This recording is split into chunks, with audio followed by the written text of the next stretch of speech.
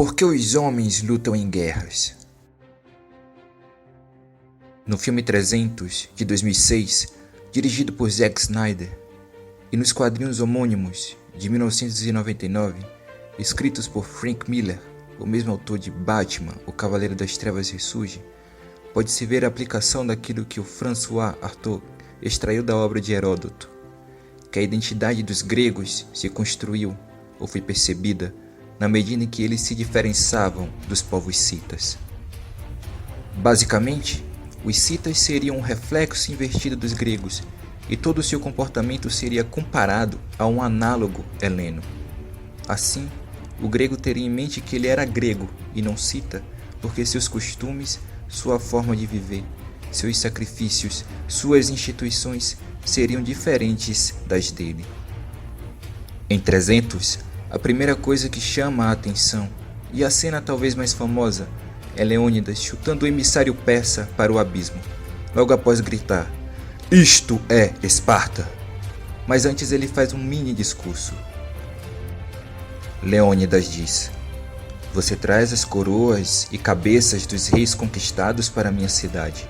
Você insulta minha rainha. Você ameaça meu povo com escravidão e morte. Escolhi minhas palavras com cuidado, persa. Talvez você deva fazer o mesmo."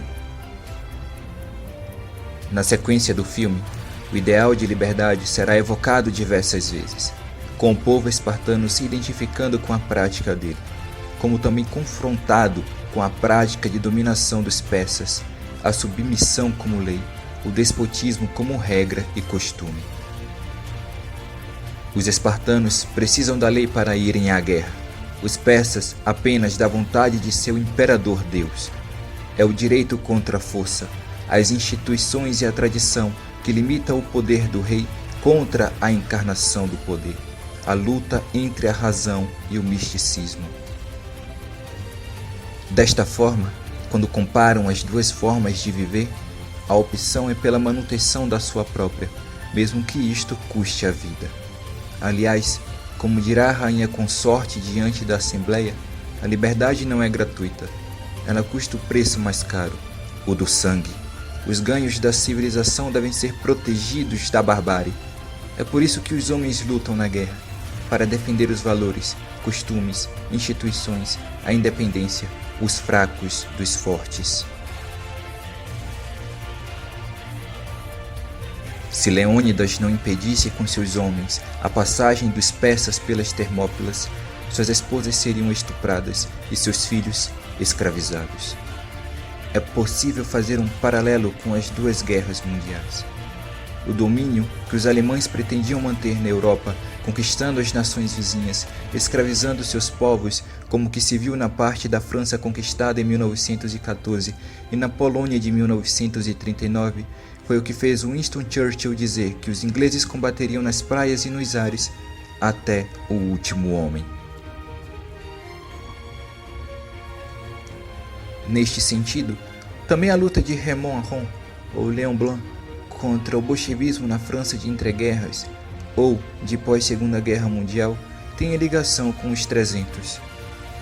Eles pretendiam manter a forma livre de viver em comparação com a ditadura leninista e o totalitarismo soviético-stalinista.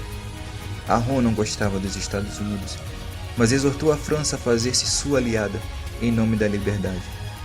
Aliás, isto nos leva a mais um ponto.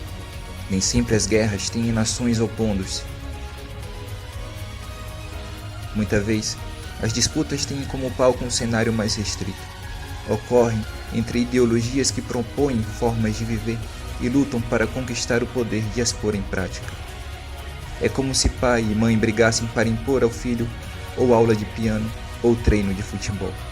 Só que de forma mais ampla, e as opções não são de lazer e arte, mas de conjuntos econômicos, educacionais, espirituais, de valores que podem fazer ascender ou descer o constitutivo humano do indivíduo que sofrerá suas ações. Como disse num outro vídeo, a cultura é um mecanismo de controle de comportamento, e as ideologias são sistemas culturais, que pretendem modelar os homens. Claro que ninguém é tábula rasa, mas o que já existe nas pessoas pode ser estimulado ou reprimido, através dos projetos ideológicos. É por isso que falam tanto da revolução sexual como fruto do marxismo cultural. Ou é por isso que falam tanto da violência como fruto da repressão no fascismo. Porque ideologia pesa.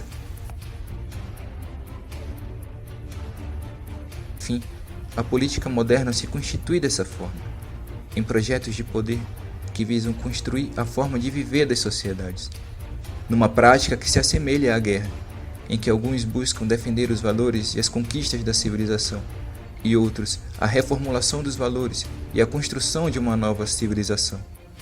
Nós podemos ficar indiferentes a tudo isso, mas vai ser preciso pagar o preço da neutralidade. A manutenção de injustiças ou a construção da injustiça com a passagem das Termópilas.